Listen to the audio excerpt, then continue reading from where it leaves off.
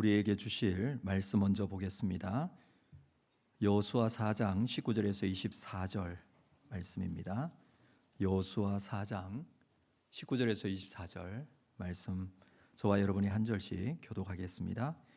첫째 달 10일에 백성이 요단에서 올라와 여리고 동쪽 경계 길갈에 진침해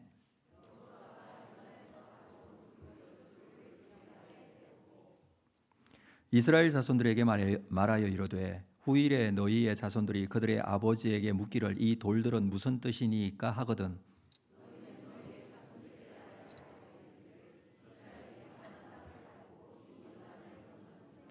너희의 하나님 여호와께서 요단물을 너희 앞에서 마르게 하사 너희를 건너게 하신 것이 너희의 하나님 여호와께서 우리 앞에 홍해를 말리시고 우리를 건너게 하심과 같았나니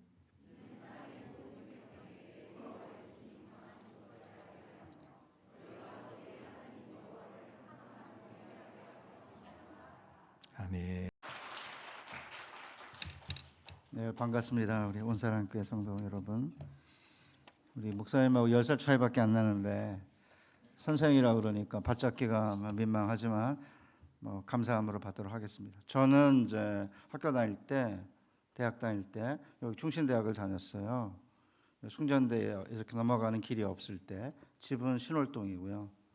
버스를 타고 영등포 거쳐서 노량진 쪽 와가지고 갈아타고 봉천동 꼭대기에 봉천극장이라고 있었는데 거기서 내려가지고 산을 하나 넘고 헐떡고개라고 그러는데 그걸 넘어서 학교를 다니던 시절이 생각이 나. 이 앞을 엄청나게 많이 다녔죠.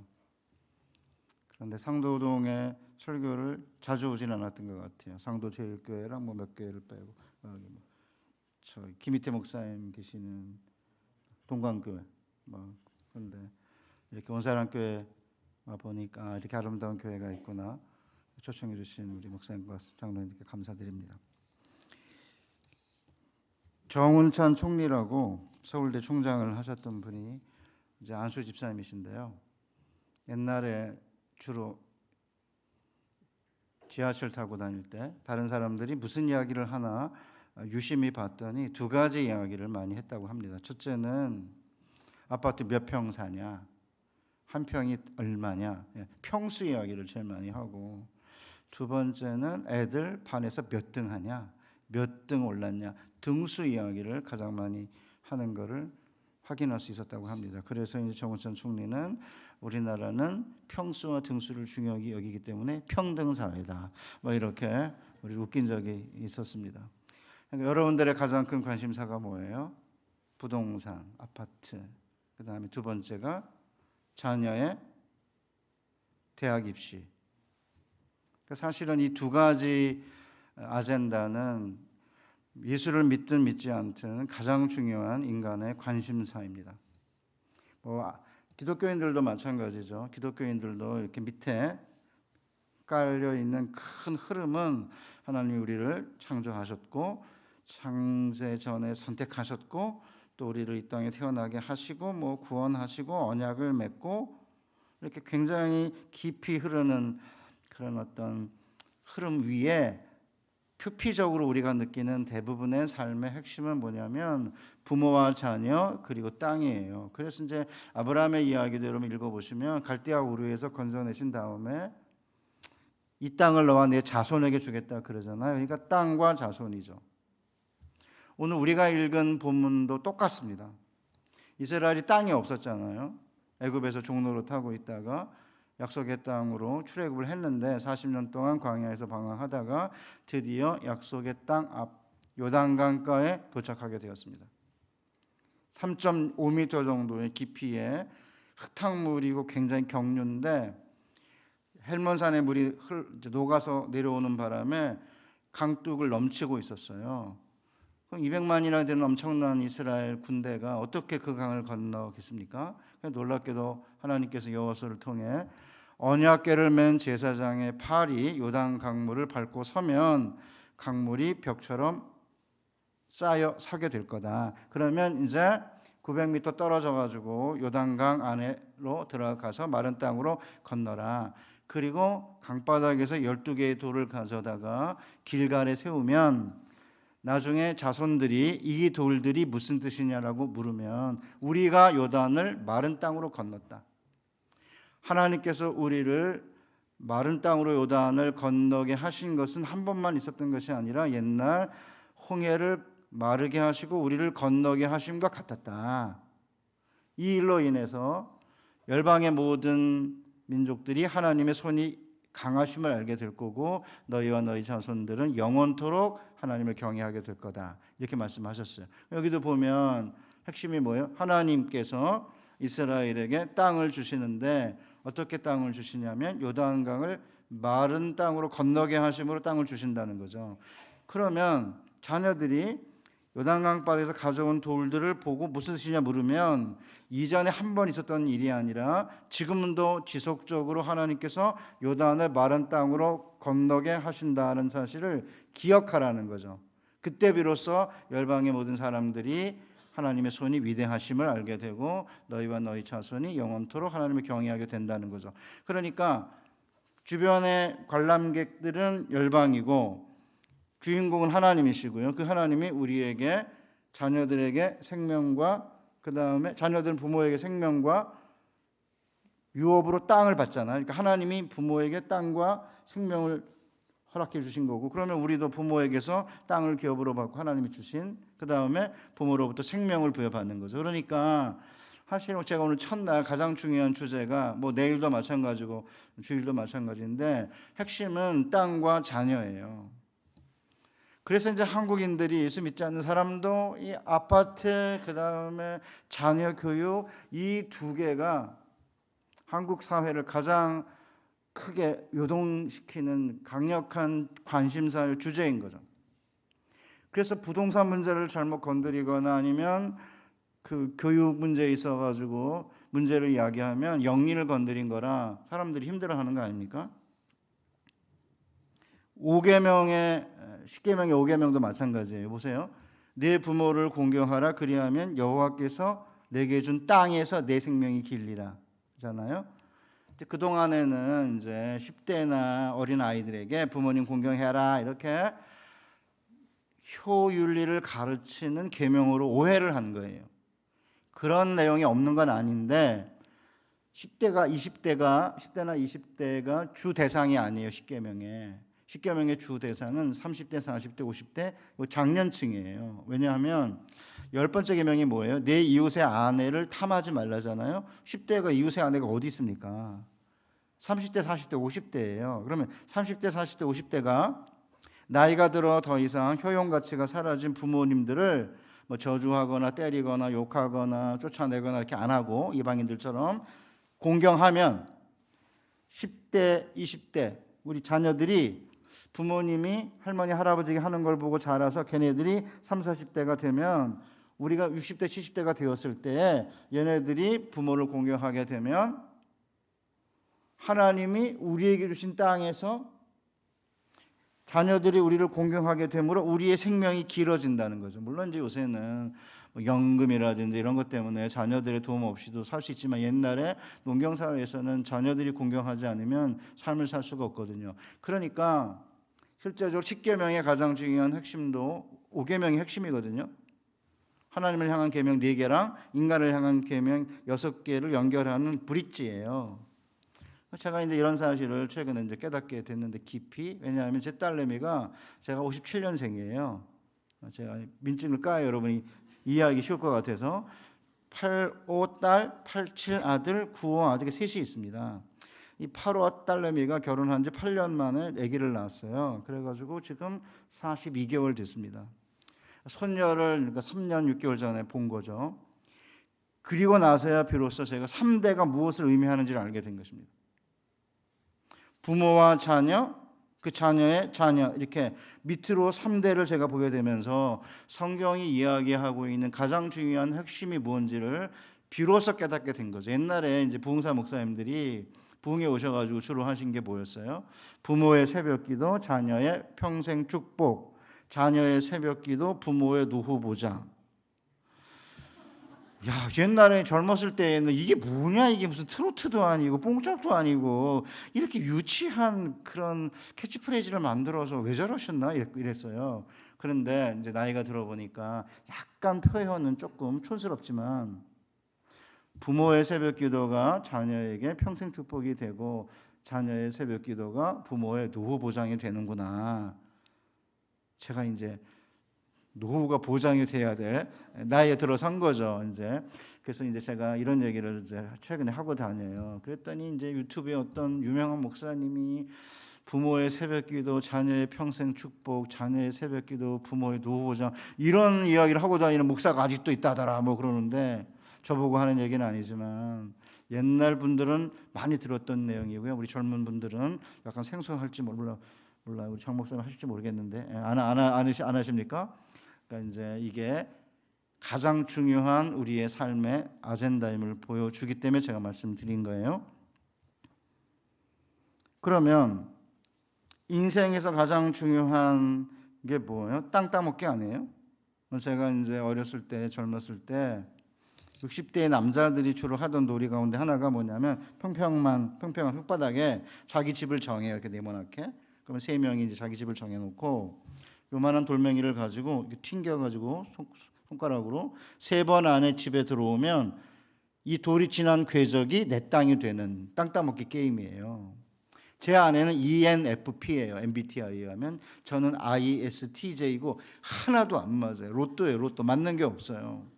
근데 ISTJ 같은 성격은 뭐냐면 I는 내향적이고 데이터에 그다음에 현실적인 사람들이에요. 그러니까 저는 멀리 안 보내요. 조금 보내가지고 확실하게 들어오게 해서 조금씩 땅을 따먹는 스타일인데 제 아내 같은 ENFP는 멀리 보내요. 안 들어와도 상관없어. 그러다가 한 번에 들어오면 다 따먹는 거예요. 제가 딴 거를. 한국에 살면서 여러분 그 경험하고 계시죠? 땅 따먹으려면 모험도 하고 투기도 하고 투자도 하고 뭐 연끌도 하고 뭐 이래야지 이렇게 차곡차곡 뭐 이렇게 해가지고는 이 땅을 얻지 못한다. 그런 사실을 이미 어렸을 때 저희는 경험을 한 거죠. 땅 따먹기 게임에서. 인생에 땅 따먹기가 아닌 게 뭐가 있어요? 대학 입시, 그렇죠? 취업, 결혼, 승진, 사업, 자녀 교육 다 땅 따먹기입니다. 이런 인생의 땅 따먹기 전쟁에서 그러면 어떻게 우리 그리스도인들이 땅을 차지할 수 있을까? 우리 예수님이 마태복음 5장 5절에서 이렇게 말씀하셨잖아요. 온유한 자는 복이 있나니 그들이 땅을 기업으로 얻을 것입니다.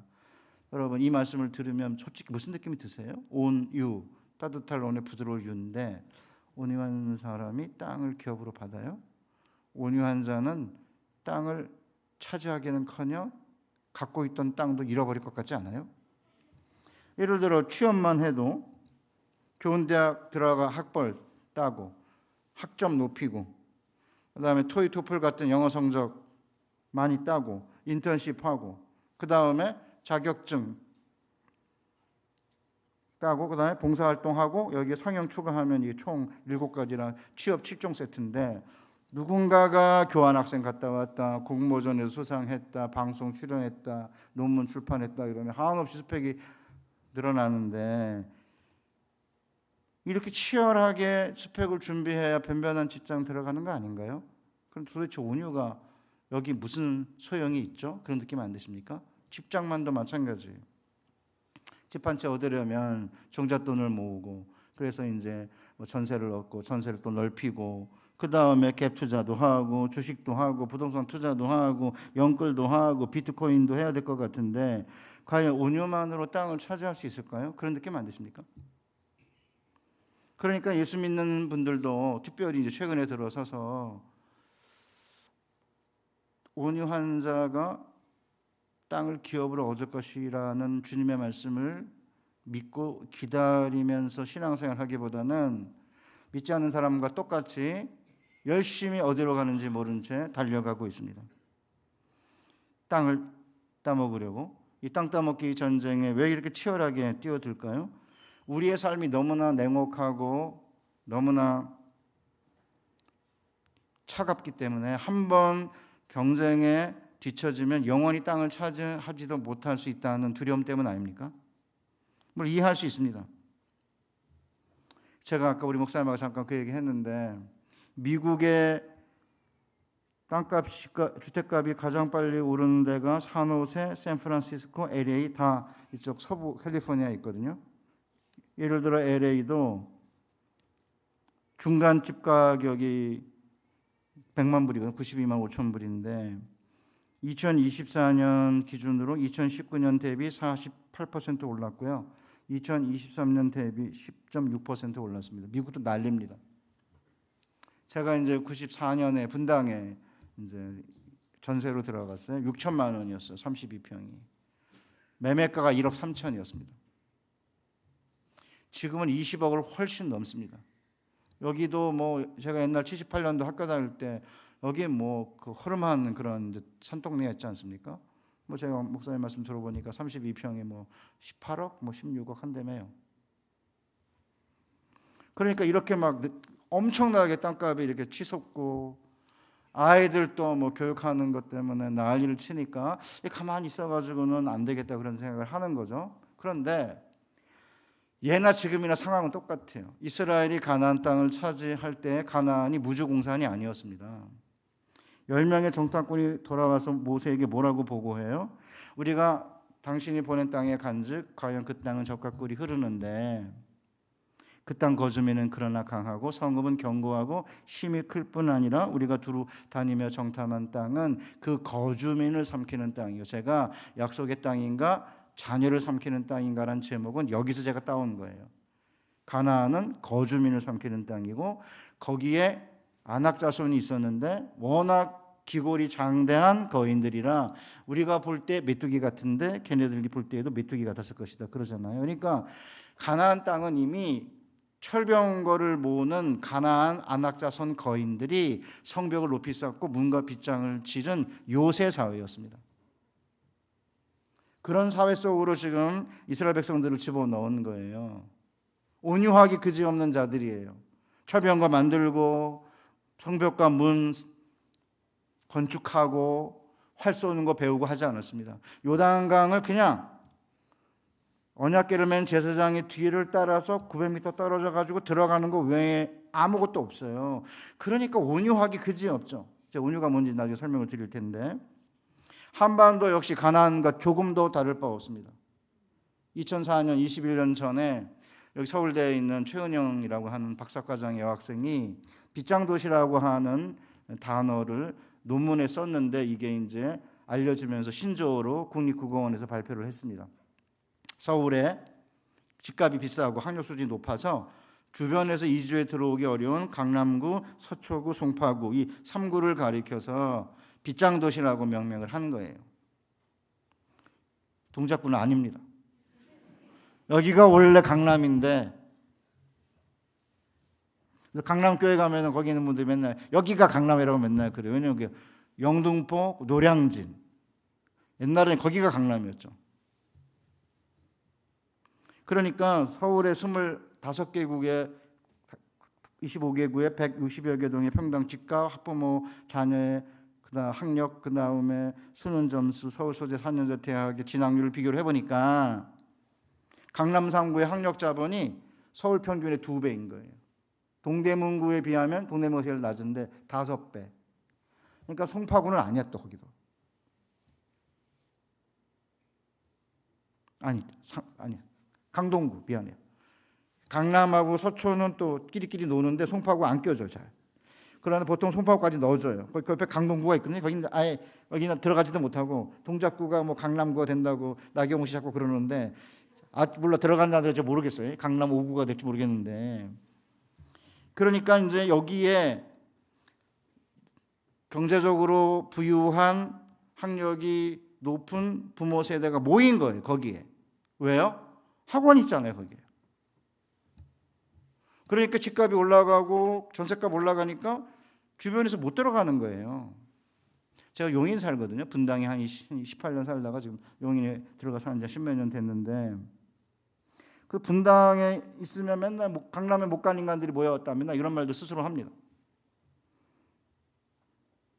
고학력의 부유한 부모 세대가 이제 학력과 부를 이렇게 계승을 하려고 전수를 하려고 모여 사는 거죠. 거기에 제가 휘문고등학교를 나왔어요. 원래 휘문고등학교가 비원 창경궁 옆에 있었거든요. 강남을 개발하면서 이제 몇 개의 고등학교를 보냈는데 휘문고등학교가 대치동에 있습니다. 한복판에 있습니다. 그래가지고 2024년에 의대를 74명 보냈습니다. 한 학교에서 한두 명 보내도 많이 보낸다고 그러는 의대를 74명 보냈습니다. 왜요? 대치동 한복판에 있으니까.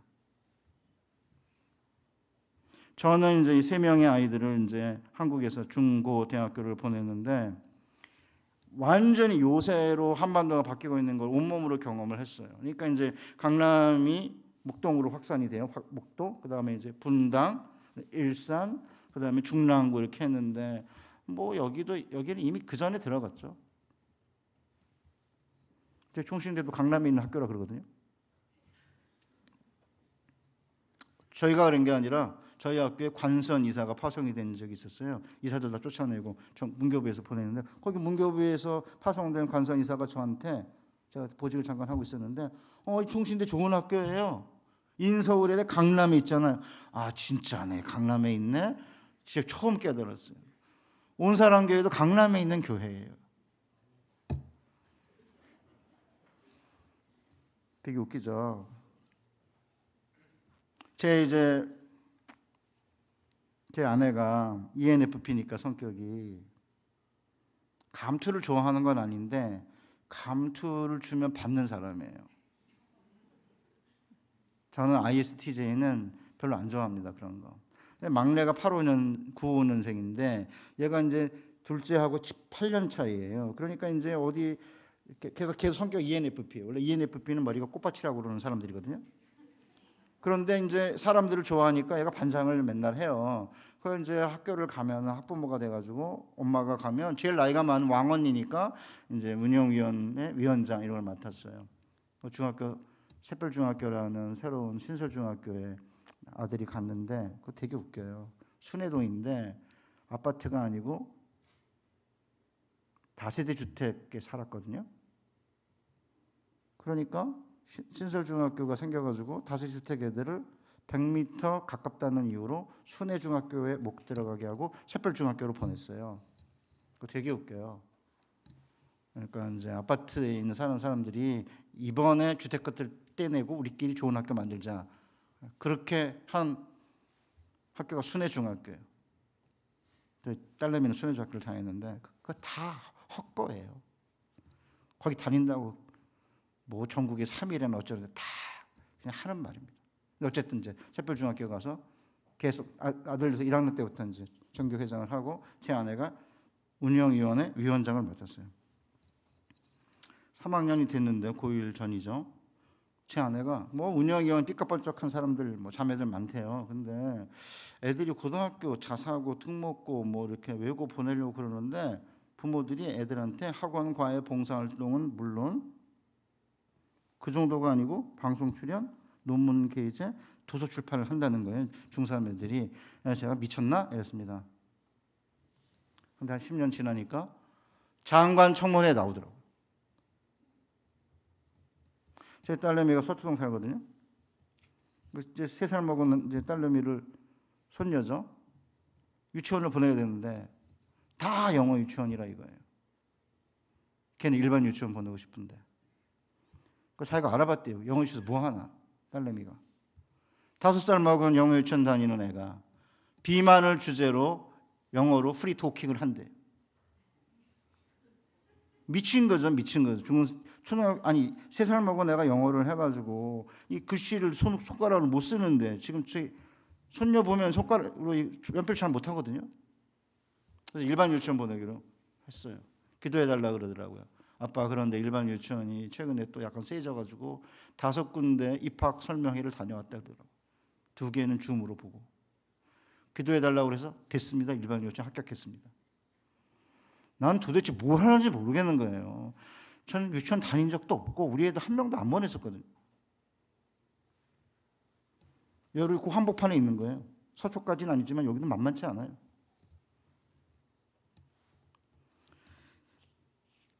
지난 한 4, 50년 동안 빗장도시 한반도 한복판에서 철병고로 무장한 거인들과 살다 보니까 그리스도인들이 하나님께서 내게 주실 땅을 기다리면서 하나님만 바라보고 자녀를 신앙으로 키우는 일에 약간 소홀히 했습니다. 많이 소홀한 거 아닙니다. 약간 소홀히 한 결과 무슨 일이 생기지 않습니까? 장진이라고 하는 감독이, 영화 감독이 피플 인사이드라고 하는 백지연 씨가 사회본 프로그램에 나와서 자신이 벽에 써놓았던 메모를 소개한 적이 있었습니다. 도착해 보니까 지옥이었다. 열심히 노력해가지고 빗장도시 안에 들어왔고 자녀 교육에 올인해서 아이들이 원하는 대학과 직장에 들어갔는데 그 사이에 자녀들은 하나님이 누군지 모르게 되고 세상이 너무 좋아서 교회를 떠나는 일들이 비일비재하게 벌어지고 있습니다. 왜 이런 일 벌어지죠? 주의성수 예를 들어볼까요? 학원 가기 위해 주의성수를 하지 않는 거, 이건 예사일이 됐습니다. 주의성수하고도 원하는 대학을 갔다는 70년대 80년대의 간증은 전설 따라 삼천리가 되었고 빗장도시 한복판의 교회의 주일학교 중간고사 기말고사 출석률은 반타작입니다. 일산 장난 아닙니다. 일산이 더한 것 같아요. 좋은 학원의 웨이팅 리스트가 길어가지고 주일날 안 오면 자르니까 중지자 자녀들도 그냥 간다 이거죠. 주일 예배 안 드리고. 주일 예배 강조하는 부목사님들이나 전도사님들 혼난다고 그래요. 이렇게 되면 아이들이 엄마 아빠가 아무리 하나님이 최고다, 하나님 우리의 삶을 주관하신다 해봤자 아무 소용없습니다. 실제 자기들의 삶 가운데서 중간고사 학기말고사 딱 되면 교회보다 학원을 가라는데 걔네들이 커서 뭐를 경험하겠습니까? 크면서 이 세상에 학벌보다 센 건 없구나, 하나님도 학벌 앞에서는 별거 아니네, 그렇지 않겠습니까? 이렇게 해서 원하는 대학과 직장에 들어가면 뭔 일이 생겨요? 가나안 열 정탐꾼의 말에 답이 들어있어요. 우리가 두루 다니며 정탐한 땅은 그 거주민을 삼키는 땅이요. 사랑하는 성도 여러분, 세속교육에 올인하다 보면 도착한 곳이 약속의 땅이 아니라 자녀를 삼키는 땅이다, 지옥인 거죠.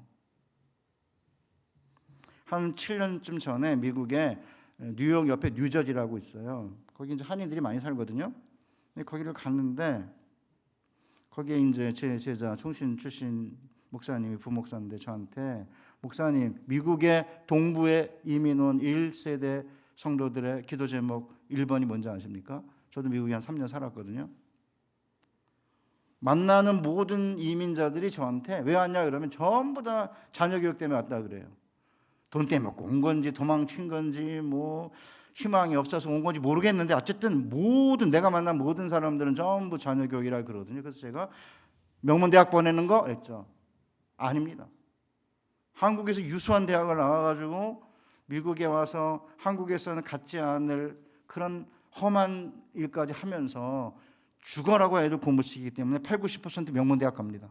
그런데 명문대학 간 아이들의 80-90% 교회를 안 다닙니다. 그래서 1세대 동부 이민자들의 기도 제목 1번은 자녀들의 신앙 회복입니다. 한국도 똑같아요. 제가 93년에 귀국해가지고 파란에서 마지막 공부하고 귀국해가지고 요 옆에 대길교회라고 해서 대방동과 신길동을 보고 마자 해가지고 공군회관 옆에 대길교회가 있어요. 거기를 맡았어요. 한 1000명 되는 교회인데 뭐 대학부 애들 한 70-80명 되는 데인데 부장 장로님이 서울대 의대 교수세요. 저한테 김 목사님, 서울대 의대 교수 가운데 중지자 자녀가 상당히 많은데 상당수가 교회 안 다닙니다. 이미 93년도에 그 조짐이 보이기 시작을 했어요.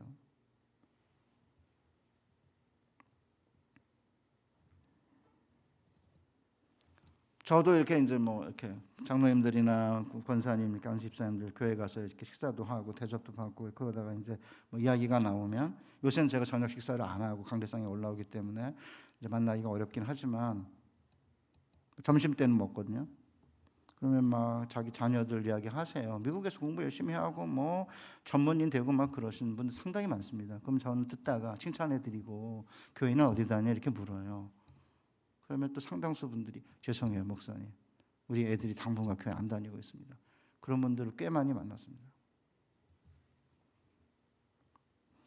자녀가 명문대학을 다니고 미국에서 땅을 차지했어요. 전문인이 되면 백인과도 결혼을 해요.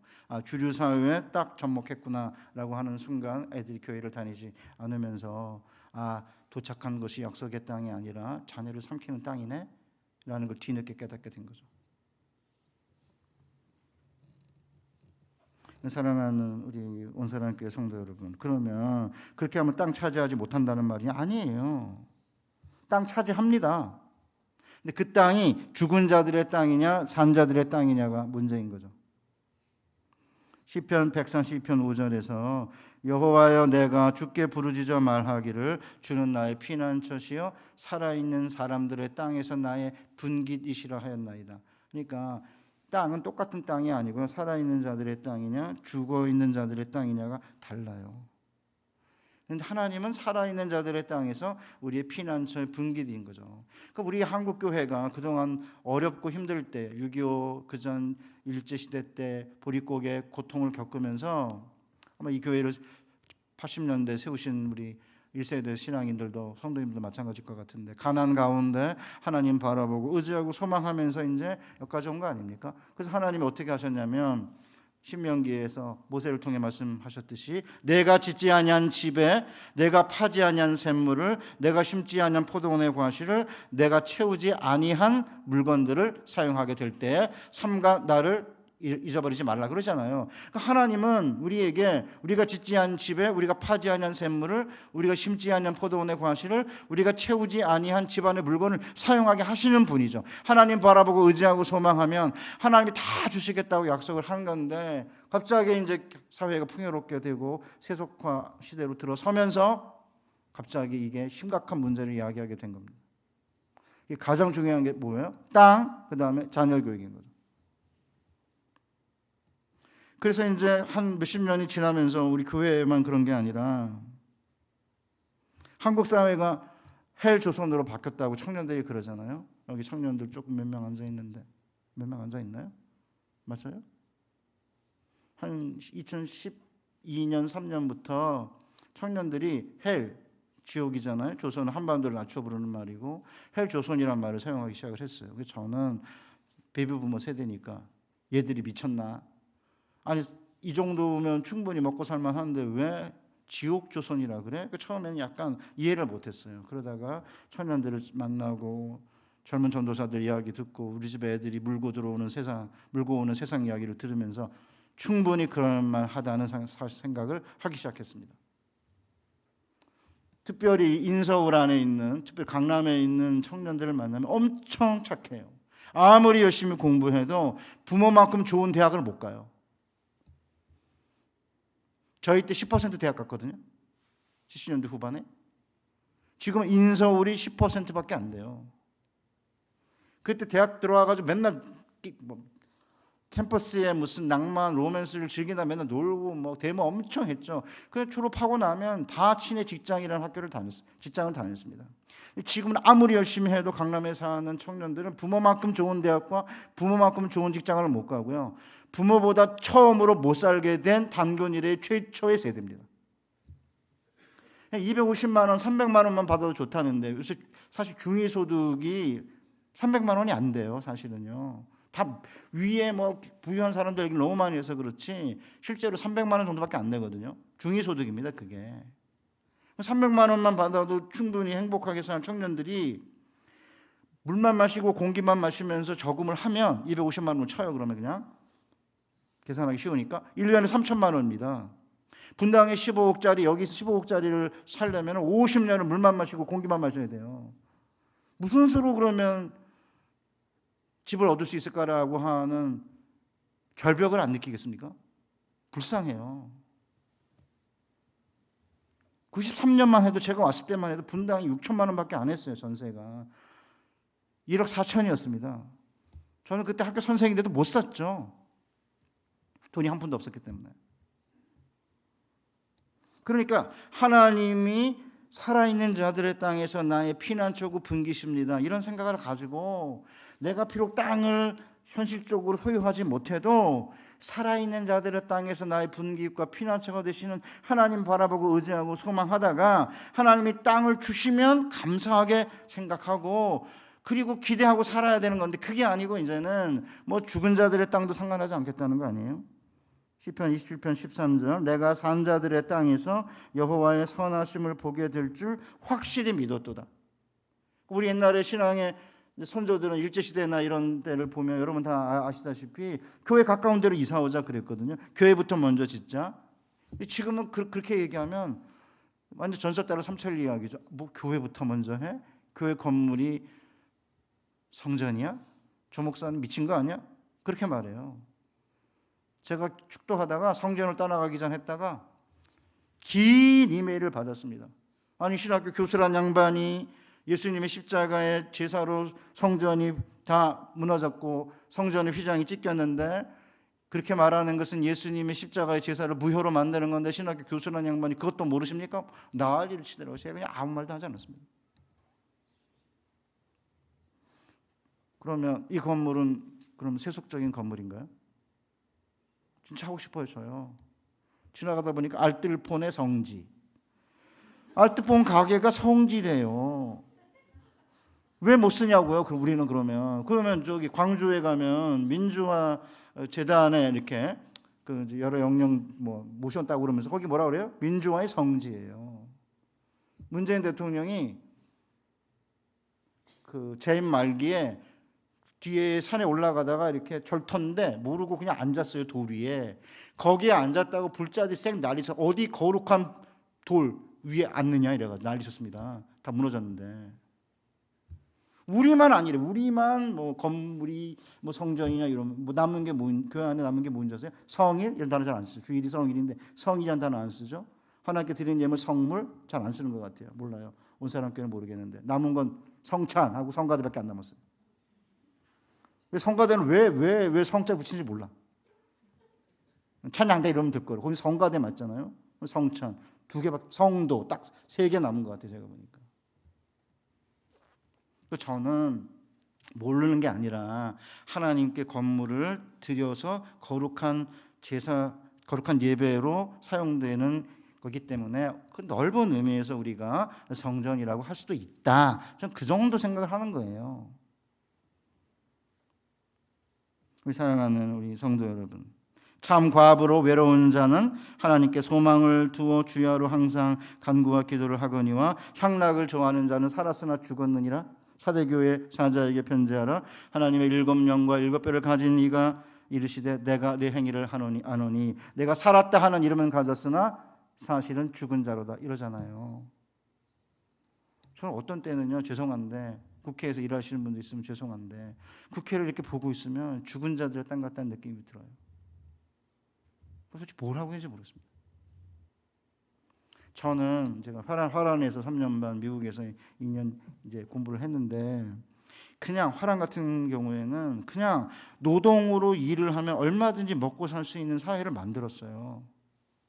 그러니까 저는 노동으로 일하면 얼마든지 인간다운 삶을 살 수 있는 사회를 만들어 주겠다고 정치 지도자들이 이야기해야 된다고 생각해요. 그런데 지금 대표는 아니지만 이전 양쪽 당 대표가 한 사람은 주식으로 돈 벌었다 그러고 한 사람은 비트코인으로 돈 벌었다 이러거든요. 저는 그런 게 너무 가슴이 아파요. 아니, 돈이 있어야 주식 투자도 하고 돈이 있어야 비트코인을 사는 거지. 청년들이 주식 투자 많이 하거든요. 요새 평균 투자액이 150만 원이에요. 100% 벌어봤자 150만 원 버는 거예요. 저는 정말 정치 지도자들이 청년들한테 우리가 정말 노력하게 하겠다. 노동만으로 먹고 살 수 있는 사회 만들어 주겠다. 이래 대해서 제가 이 설교를 한번 했어요. 어느 인천에 있는 교회에 가가지고 또 뭐 다른 데서 했는데 잠깐 요 정도 설명한 거죠. 그랬더니 끝나고 나서 그 다음에 목사님이 제가 며칠을 했는데 청년들이 그 말에 너무 은혜를 많이 받았대요. 목사님 그러더라고요. 현재 저희 베이비부모 세대는 그 못 느끼실 거예요. 이제 아파트도 뭐 어느 정도 갖고 있으니까 못 느낄 텐데 청년들이 느끼는 절박감과 그 낭패감은 헬 조선이라고 할 만한 거죠. 그러니까 한국 사회가 헬로 바뀌고 있는 거죠. 미국이요. LA에 노숙자들 너무너무 많습니다.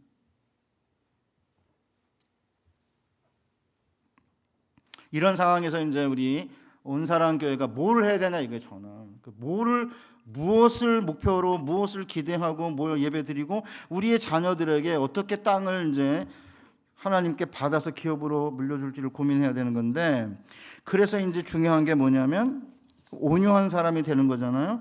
그러면 도대체 온유한 자가 뭐냐는 거죠. 온유라는 게 따뜻할 온에 부드러울 유인데 온유라는 단어를 예수님이 마태복음 5장 5절에서 썼을 때는 그냥 이렇게 산에 앉아 계시다가 갑자기 무슨 지혜가 막 충만하게 되시거나 뭐 하나님의 어떤 강력한 어떤 그런 영에 의해서 이렇게 말씀을 한 게 아니고요. 시편 37편 11절 73편 11절을 인용하신 거예요. 시편 37편 11절. 시편 37편이 뭐냐면 다윗의 시예요. 다윗이 이게 온유라는 단어가 좀 설명할 텐데 제가 온유라는 단어가 제일 처음에 쓰인 사람은 모세고요. 가장 많이 쓰인 사람이 다윗이에요. 모세는 뭐 하는 사람입니까? 이스라엘을 약속의 땅까지 인도하는 사람이고요. 다윗은 애굽 시내에서 유브라데 강까지 약속의 땅을 최초로 전부 정복한 사람이에요. 그러니까 땅과 연관된 두 사람이 다 온유와 연관되어 있어요. 그래서 제가 다윗부터 먼저 말할게요. 다윗이 시편 37편에서 뭘 말하냐면 땅을 소유하고 있는 자들을 부러워하지 마라. 그들을 선망하거나 그들을 보고 시기하거나 그들을 보고 낙심하지 말아라. 걔네들은 배인풀처럼 금방 쇠잔해질 거다. 대신 하나님께 내 길을 맡겨라. 여호와 앞에 잠잠해라. 참고 기다려라. 여호와를 바라고 그의 도를 지켜라. 그러면 이 사람들은 의인으로 하나님께서 땅을 주시겠다고 했고 37편 11절에 온유한 자에게 하나님이 땅을 주신다고 다윗이 노래하고 있어요. 그러니까 예수님은 온유한 자는 복이 있나니 그들이 땅을 기업으로 받을 것이며라고 하는 것은 그냥 지혜가 갑자기 충만해지셔가지고 갈릴리 산에서 이렇게 한 문장으로 뭔가를 던지신 게 아니고요. 구약의 천년의 역사를 한 줄로 꿰뚫은 거예요. 누가 그 땅을 그럼 기업으로 받았냐? 모세가 땅으로 인도를 했고 다윗이 땅을 실제로 정복을 한 거예요. 그러면 하나님께서 이스라엘의 천년의 역사를 통해서 누구에게 땅을 주었는지를 한 문장으로 만들어가지고 온유한 자는 복이 있나니 그들이 땅을 기업으로 받을 것이며라고 말씀하신 다음에 수고하고 무거운 짐진 자들 다 내게로 오라. 그리하면 너의 마음이 쉼을 얻을 것이다. 그러잖아요. 그러면 우리 사랑하는 성도 여러분, 영끌 아파트 해가지고 사실은 이자를 갚지 못해 얼마나 많은 사람이 고통당해요. 혹시 여러분 가운데 있는지 모르겠는데 제 아내가 다니는 교회 청년이 비트코인 하다가 자살했습니다. 그러니까 이제 땅을 차지하긴 했는데 빗장도시 안에 들어왔어요. 강남은 아니지만 동작구 들어온 건지 여기 버티고 있는 건지 모르겠는데 어쨌든 여기 있어요 지금. 그리고는 이 안에서 지금 보고 있으면 뭐 저 강남 한복판에 뭐 20억짜리 사면 20억이 한 번에 붙하고 40억이 된다는 둥, 30억짜리 사면 뭐 60억이 된다는 둥. 그런데 또 정부가 6억 이상은 또 대출 못 받게 하니까 현찰 20억 있는 사람이 사야 된다는. 진짜 난리. 목사님 내가 어떻게 아느냐고요? 네이버에 나오잖아요. 그냥 뭐 네이버 틀기만 하면 어떤 여인이 땅을 샀는데 뭐 갑자기 뭐 팔아가지고 100억을 벌었대. 누가 알고 싶어요? 그 나쁜 사람들이에요. 그 사람들 다 기자들. 조회수 올리려고 그러는지 누가 알고 싶냐고요. 그게 뭐가 중요해요 우리한테. 손흥민이가 2주에 6억을 번다 그래요. 손흥민 좀 미워하는 거 아닙니다. 그래서 제가 이제 학교에 가가지고 신대원의 신학생들한테 은퇴하기 몇 년 전인데 손흥민 부러워요 이랬습니다. 옛날엔 안 그랬는데 요새 MZ세대 전도사님들은 좀 달라요. 부럽습니다 이러는 거예요. 몇 친구가. 그래서 제가 죄송해요 빡쳤어요. 손흥민 부러워? 반말로? 때려쳐 목해. 손흥민이 왜 부러운데? 아니 목사가 돈이 없지 가오가 없어요? 목사가 가오가 있어야지. 돈은 없어도 뭐 하는 짓이냐고 도대체. 손흥민처럼 축구도 잘 못하면서 뭘 부럽기는. 손흥민처럼 될래봐요. 그거 아무나 되는 게 아니에요. 어마어마한 노력을 자기 개발하고 자기 또 관리했으니까 거기까지 간 거지. 그게 쉬운 거예요. 제가 그날 막 화를 확 냈습니다. 때려치라고 목해. 교회에서 사례비 안 주면은 그냥 굶어라. 제가 그러거든요. 굶으라고. 왜 못 굶냐? 단식도 하고 금식도 하는 판인데 살 빠지면 좋지. 그래서 안 주면 어떻게 하냐고? 그리시네가에 까마귀 고기를 주셨던 하나님이 보낸다. 까마귀 걱정하지 마라. 그러면 그리시네가가 말하면 어떻게 하냐고? 그러면 사르밧 과부한테 가야죠. 시돈 땅. 여기 엄청 많아요. 바깥에 이방 여기 엄청 많아요. 이방인 통해서 하나님이 다 먹이세요. 걱정 안 하셔도 돼요. 목사는 그 정도의 어떤 각오와 그 배짱을 갖고 살아야지. 목사가 돼가지고. 그럼 다 먹이시니까 걱정 안 해도 돼요. 진짜예요. 가장 약한 개척교회 목사님 자녀들 대학 잘 갑니다. 진짜입니다. 여러분 주변에 보세요. 자, 그럼 온유가 뭐냐 하면요, 이게 머리를 숙이다, 전쟁에서 패배했든 아니면 근심이 많든 고개를 숙인 사람을 가리켜요. 이게 25번 쓰였는데 7가지로 번역을 한 거예요. 제 아내가 저한테 맨날 당신은 신학교에서 가르치다 보니까 자꾸 이렇게 뭐 디테일하게 무슨 팩트를 자꾸 얘기하는데 할 필요 없이 그냥 내지르면 된다. 그런데 요새 성도님들은 내지르는 것도 좋아하시는 분도 계시지만 하나하나 이렇게 짚어야 아 그렇구나 이해가 되니까 제가 하는 거예요. 그러니까 겸손한 자 8번, 가난한 자 6번, 온유한 자 4번, 곤고한 자 2번, 빈곤한 자 1번, 가련한 자 1번, 연약한 자 1번 이렇게 7가지로 번역이 된 거예요. 왜 그러면 7가지로 번역했냐면 이런 거예요.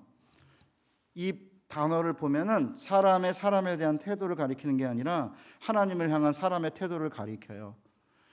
의지할 데 없어서 하나님만 바라보고 하나님만 의지하고 하나님만 소망하는 사람이 겸손한 자, 가난한 자, 곤고한 자, 온유한 자, 빈곤한 자, 가련한 자, 연약한 자로 그때 문맥마다 달라 보이니까 이렇게 다양하게 번역을 하는 거예요. 하나님만 바라보고 의지하고 소망하는 자가 온유한 자인데 그 온유한 자에게 하나님이 땅을 기업으로 주신다는 거거든요. 자, 그러면 온유란 단어가 제일 먼저 쓰인 인물이 제가 모세라고 그랬잖아요. 모세가 민수기 12장에 보면은 구스 여자를 아내로 얻어요. 어떤 사람은 세컨드 와이프라고 그러는데 저는 세컨드 와이프라는 생각은 좀 잘 안 드는데 어쨌든 상관없습니다. 모세가 구스 여자를 취하였더니 그 구스 여자를 취하였으므로 미리암과 아론이 모세를 비방하니라. 그들이 이르되 여호와께서 모세와만 말씀하셨느냐 우리와도 말씀하지 아니하셨느냐 하매 여호와께서 이 말을 들으셨더라. 이 사람 모세는 온유함이 지면에 모든 사람보다 더하더라. 그러니까 이제 누나 미리암이랑 형 아론이 뒤에서 이렇게 막 욕하고 다니는 거예요. 야, 하나님이 모세랑만 말씀했냐? 우리랑도 말씀하지 않았어? 그러니까 모세가 아무 말도 안 해요. 그러니까 이제 모세의 온유함이 이 세상에 제일 큰 자라 이렇게 번역을 한 거죠. 하나님이 들으셔요, 유심히.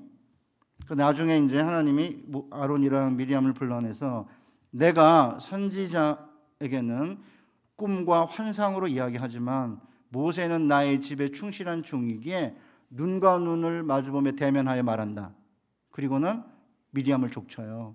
미리암의 나병이 생기게 해서 7일 동안 쫓아내거든요. 왜 모세가 아무 말도 하지 않았는 줄 알아요? 부드럽고 유하기 때문에 아닙니다. 모세 원래 그런 사람 아닙니다. 모세는 원래 애국 감독관을 때려 죽여가지고 파묻은 사람이에요. 모래 속에.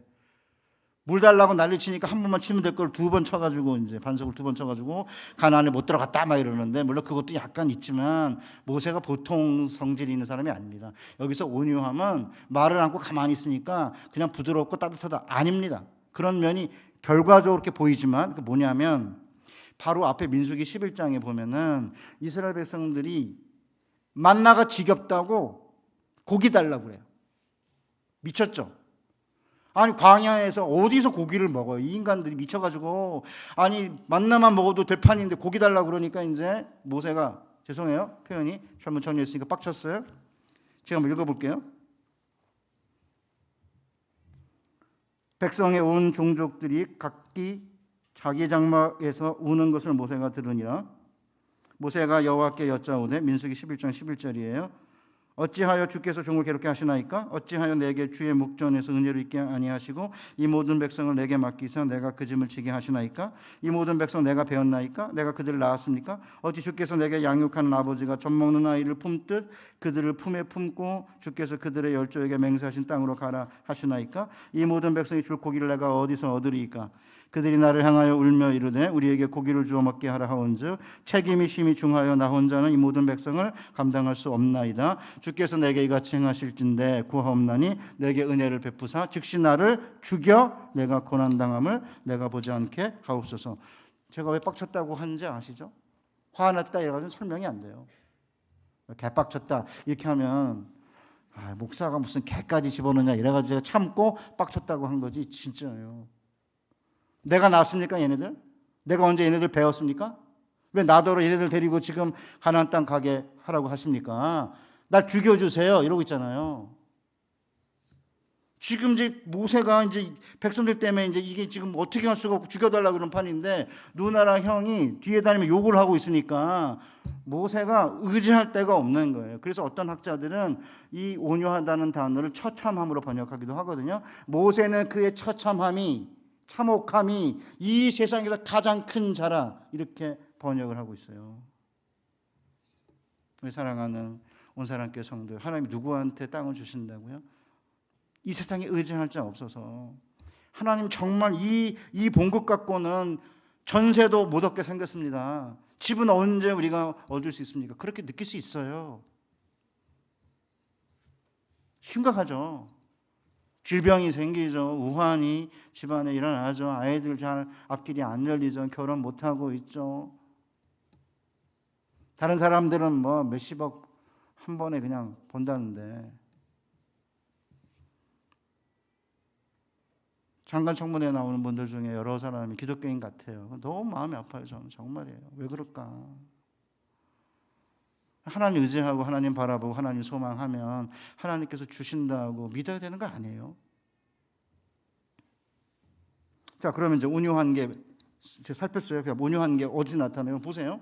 요단강에 들어가는데 요단강 건너 이제 약속의 땅으로 들어갈 건데 그 요단강 안으로 들어갈 때 언약궤가 앞에 먼저 너희 앞서 언약궤가 들어가는 이렇게 돼 있어요. 이 일로 인해 살아계시는 하나님이 너희 가운데 계시사 가나안 족속을 쫓아낼 줄 이 일로 너희가 분명히 알리라. 너희 앞서 온 땅의 주의 언약궤가 먼저 건너가나니 이렇게 돼 있어요. 여기서 3장에 보면. 그러니까 요단강을 마른 땅으로 건넌다는 것은 주변에 있는 사람들이 이스라엘의 하나님은 살아계신 하나님이네 라는 사실. 두 번째, 그분이 온 땅의 주인이시네. 그러니까 살아계신 하나님이 온 땅의 주인이 땅을 누구에게 주는지는 그분에게 달려있는 거다라는 것을 깨닫게 되고 알게 되고 우리 본문에 보면 땅의 모든 족속이 여호와의 손에 강하심을 알게 된다 그러잖아요. 그러면 가나안 땅을 들어가기 위해 요단을 마른 땅으로 건넌다는 것은 가나안 땅을 약속의 땅으로 기업으로 받는다는 것은 살아계신 하나님이 온유한 자들에게 준다는 것임이 삶 가운데 드러난다는 거예요. 그 언약궤 안에 뭐가 들어있어요? 십계명 들어있죠.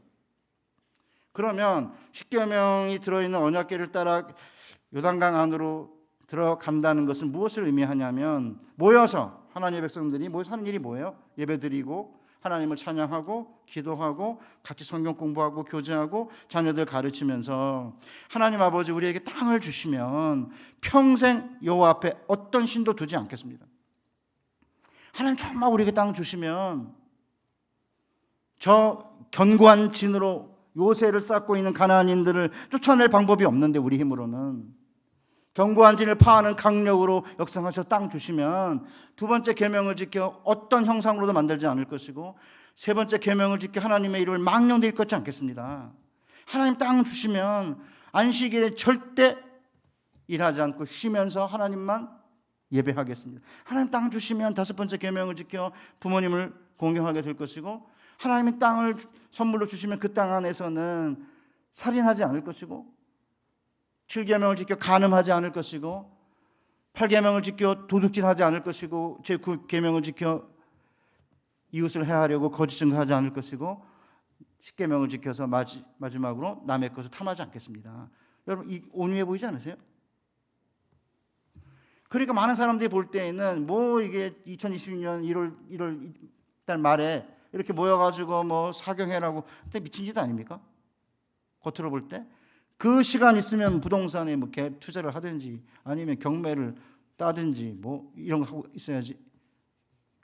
난리죠. 눈만 뜨면 요새는 좀 덜한데 옛날에는 저한테도 전화가 몇 번 걸려왔어요. 보니까 어떤 자매가 자꾸 나보고 땅을 사려는 거예요. 그래서 제가 심심해가지고 그날은 제가 자매님 그렇게 땅이 좋으시면 본인이 사시지 그거 왜 저한테 사시라고 그럽니까? 그랬더니 웃으면서 끊더라고요. 한 번은 어떤 아저씨가 완전히 보이스피싱이에요. 점잖은 조선족 말투도 아니고 저한테 전화를 하면서 계속 저를 꾸덕이길래 제가 그날도 심심해가지고 목소리 들어보니까 점잖으신 분 같은데 그럴 시간이면은 올바른 일을 하시죠. 저한테 전화하시지 마세요. 이개 XX야. 네가 전화 안 받으면 되잖아 임마. 끊어버렸습니다. 대단해요. 뭐 금은 안전자산이다 살아. 최근에 미국 달러 주식 사야 된다. 난리요. 제 얘기 하겠습니다. 제가 이제 조합원 아파트를 죽전에 샀어요. 아내가 난리쳐가지고 당신 뭐하고 앉았냐. 당신보다 늦게 들어온 교수들이 뭐 조합원 아파트 당첨됐다니 당신 뭐하냐 난리쳐가지고 이제 했어요. 여자들이 확실히 그런 거 세요. 그런데 부도가 난 거예요. 회사가 무슨 벽산인가 뭔가 뭐 그런 데인데. 근데 이제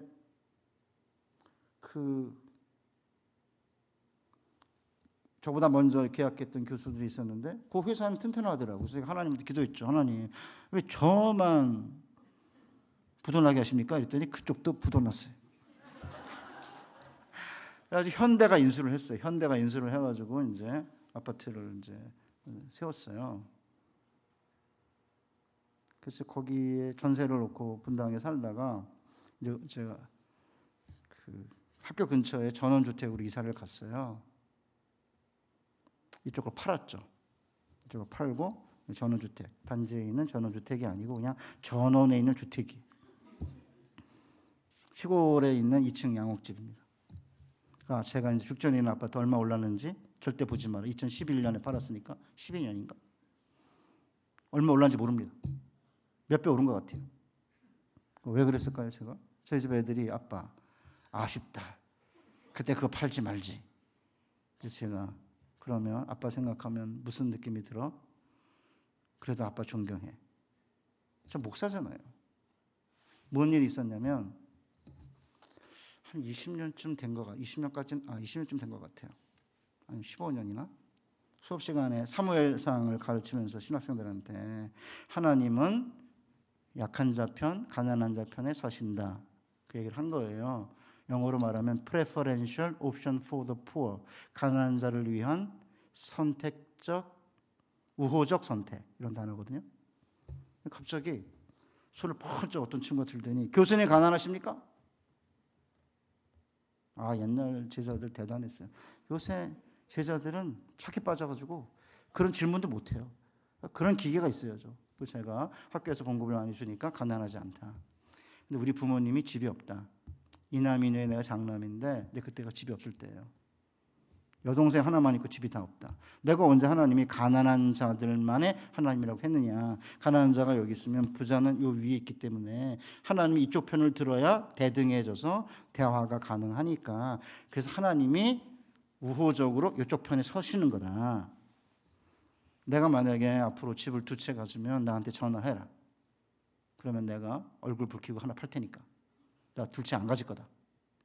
집 없을 때입니다. 끝나고 나니까 그 친구가 여기 나왔어요. 강대상 옆에. 부자지? 그랬더니 네 맞아요. 부자입니다. 아버지가 부자라 아버지 집에 사는데 집에 주일학교 교사들 출석 못합니다. 그러니까 내가 가난한 자 편에 하나님이라고 한 것은 이 균형을 맞추기 위해서 하나님이 그 편에 서신다고 한 거지. 하나님은 가난한 자들이 하나님이기도 하시고 부자들이 하나님이기도 하다. 설명을 한 거예요. 그게 그날 제가 제 발등에 도끼를 찍은 거예요. 저는 하나님께 감사해요. 목사잖아요. 저는 그리스도인들이 집을 여러 채 갖는 게 잘못이라고 생각하지 않습니다.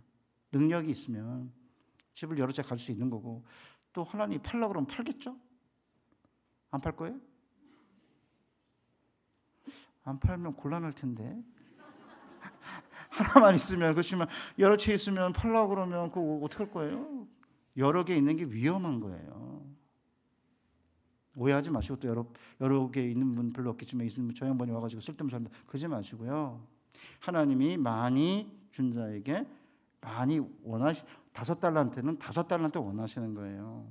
2달란트는 2달란트고. 그래서 제가 그날 내가 2채 안 갖는다 선언을 했기 때문에 그날이 저의 카이로스고, 그날이 질적인 시간, 하나님이 제 삶에 개입한 시간이에요. 그 학생을 통해서.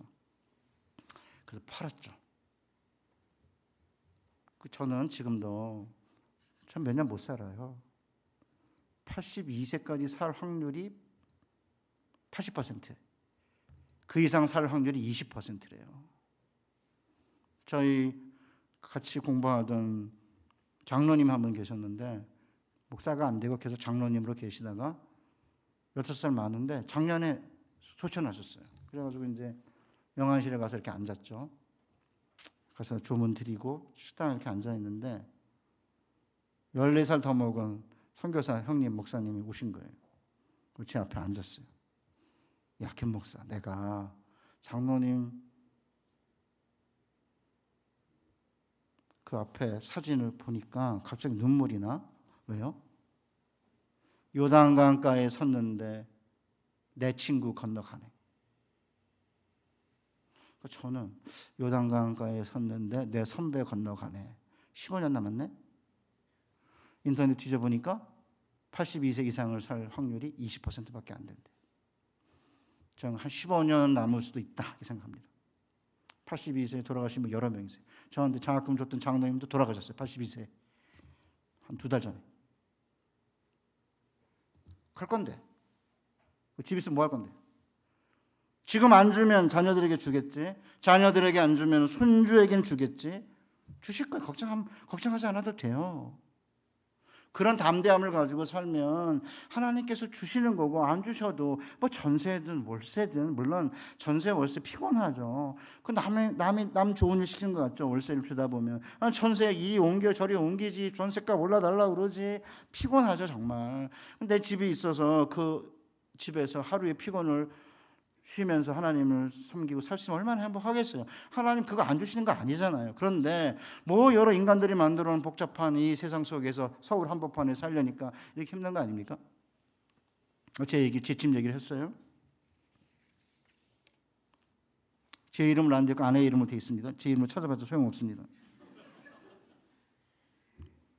사랑하는 성도 여러분, 제 딸내미 이야기를 하면서 마치겠습니다. 제가 이제 딸내미가 중학교 3학년 때인데, 그 분당에서 마지막으로 시험으로 고등학교 입학생을 뽑는 해였어요. 걔가 마지막 중학 3학년이었는데 성적이 안 나오는 거예요, 잘. 왜냐하면 과외는 안 시키고 제가 학원만 보냈으니까. 주일날 갑자기 중간고사인데 아내랑 둘이 짜가지고 저한테 와서 여보, 아빠 이번 한 번만 나 일부 예배 드리고 학원 가게 해줘. 그런 거예요. 이제 안 된다 그랬죠. 주의 성수 해야 돼. 근데 뭐 워낙 강력하게 한 번만 가게 해달라 그런 거예요. 그래서 이거는 내가 그대로 주장하지 말고 몸으로 경험하게 해야겠다. 이렇게 마음을 먹었어요. 가라. 대신 무슨 일이 생기는가 보자. 만약에 네가 주의 성수 안 하고 가서, 오해하지 마시고요. 저 목사니까 그러는 거예요. 일부 예배 드리고 가도 된다 생각 그렇게 하셔도 돼요. 저 목사니까 그냥 하는 얘기예요. 저는 샘플을 이야기하는 거지 간증이지 규칙을 얘기하는 거 아닙니다.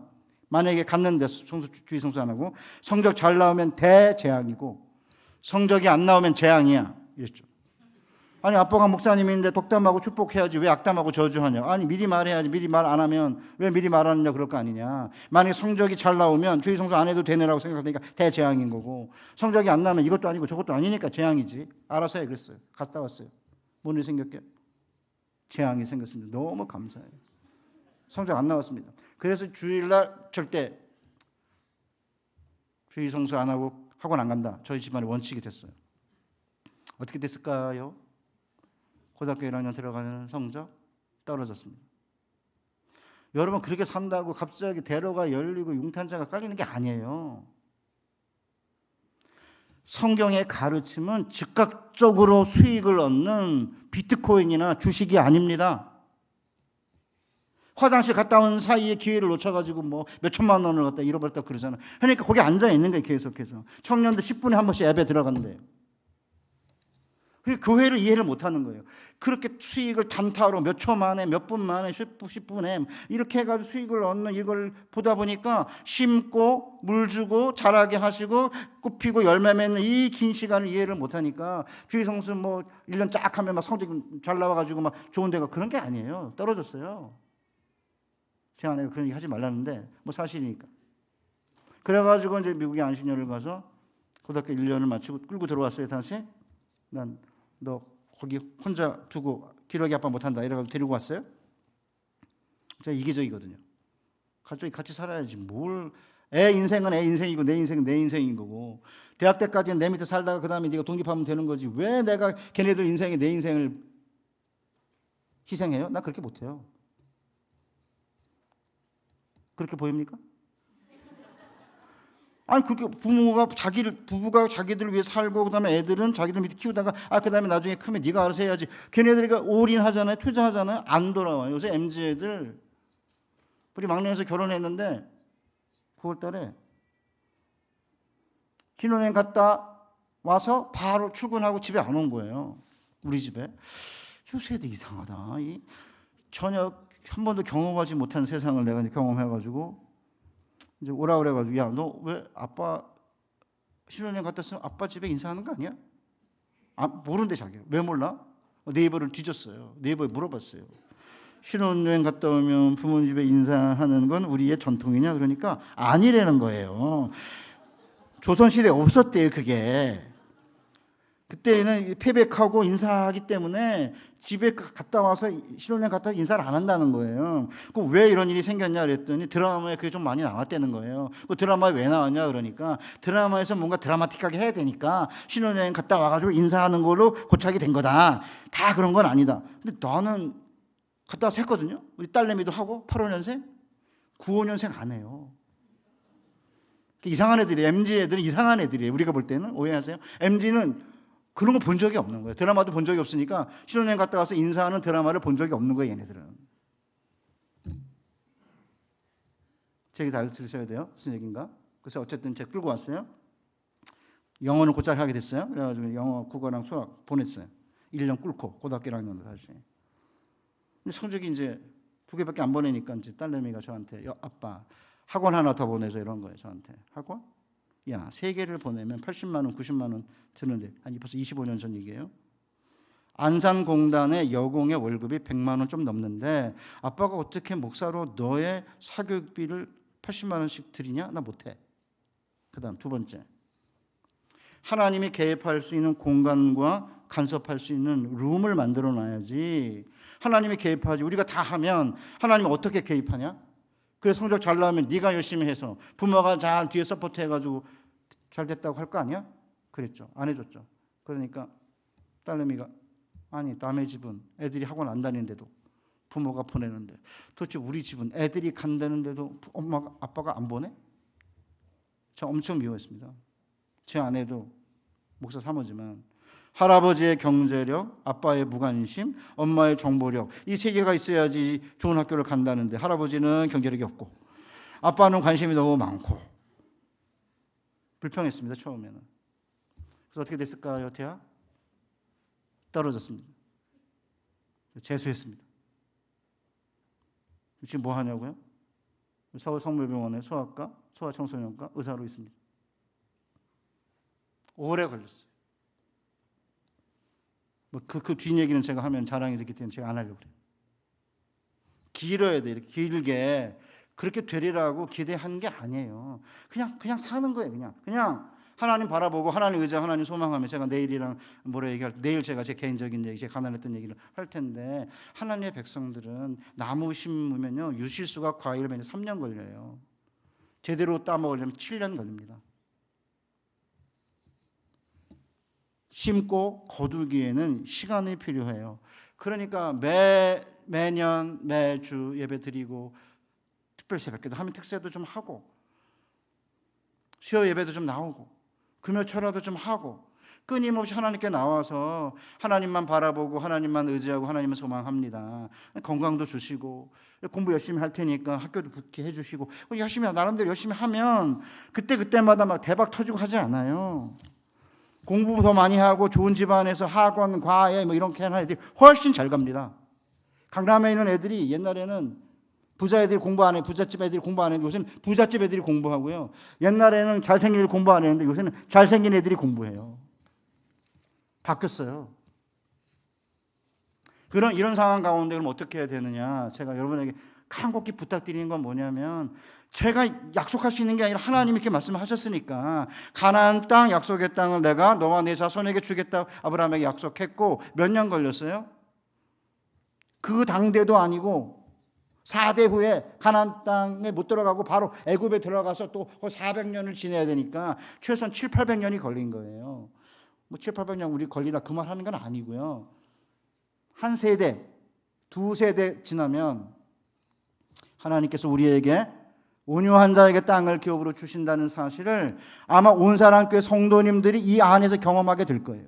청년들도 마찬가지예요. 참고 기다리고 인내하고 막 속 뒤집어 놓는 인간들 있어도 참고 잘 나가는 사람들 때문에 원망하거나 걔네들 선망하거나 걔네들 때문에 쫄거나 주눅 들지 말고 걔네들 배인 풀처럼 쇠잔하게 될 거지만 의인들은 땅을 차지하게 될 것이고 의인들은 하나님께서 끝내는 필요한 모든 것을 채워주실 것이다 하고 한 약속을 믿고요. 시편 30편 집에 가서 읽어보세요. 잠들기 전에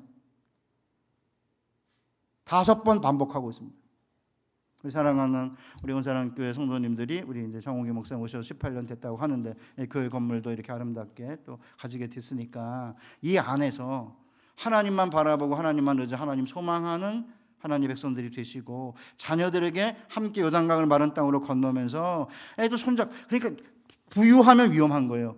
가난하면 이를 악물고 그냥 하나님 의지하자 우리 내가 잘못해서 미안하다 한두 번만 해요. 맨날 그러지 말고 돈이 없어서 학원 과외 많이 못 시켜 미안하다 한두 번만 말하고 이를 악물고 애들 손 붙잡고 나서 기도하고요.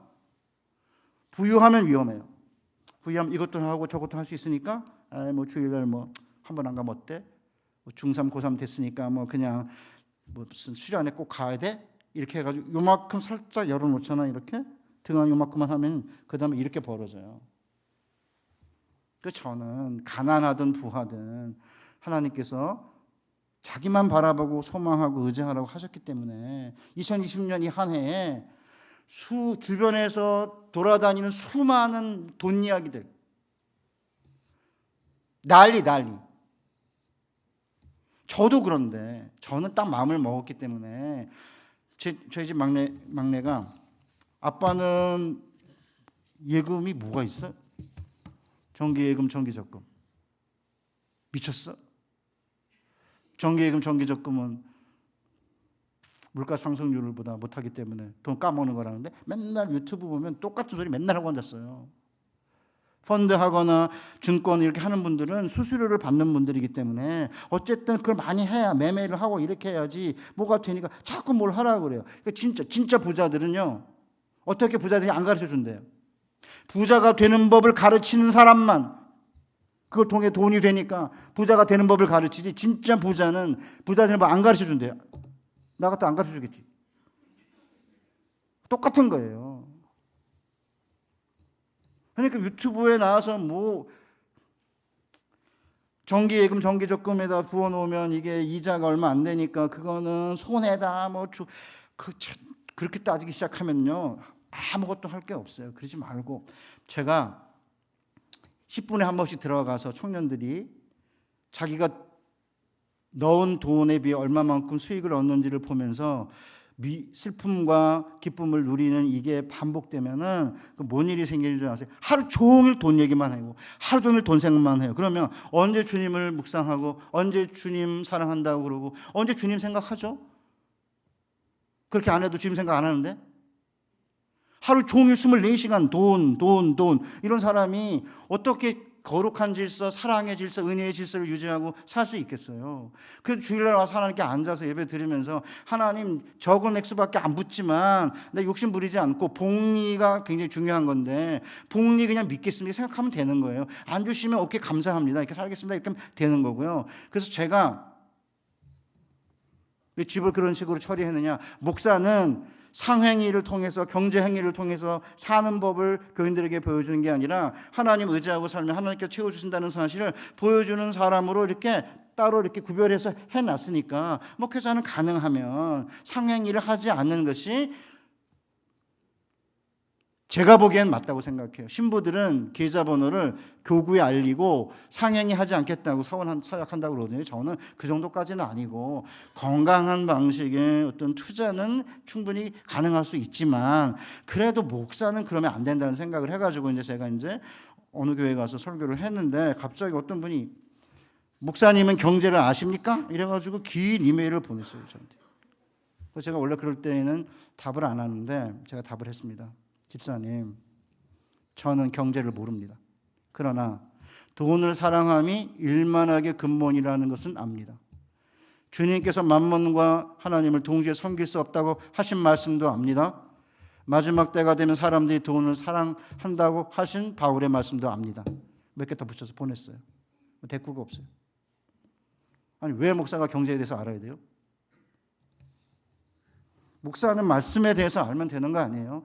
그러니까 돈하고 살아가는 사람들에게 그나마 교회 안에 들어올 때만이라도 돈 너무 그렇게 돈하고 살지 마라. 하나님을 중심으로 놓아라. 제가 주일날 얘기할 거예요. 하나님을 중심에 놓고 하나님을 향해 방향을 돌리고 그 다음에 중심을 잡고 예배를 통해 그 살아야지 그 다음에 거룩의 질서, 은혜의 질서, 사랑의 질서가 형성되면서 돈 몇 푼 오르락내리락한 거 가지고 기쁨을 빼앗기지 말고 평안을 빼앗기지 말고 세상에 알지도 주지도 못하는 평안을 누리기 위해서 약간의 경제적인 손실 얼마든지 내가 손해볼 수 있다 이렇게 마음 먹고 주님 사랑하고 주님 바라보고 주님 의지하고 살면 주님이 안 주시겠습니까?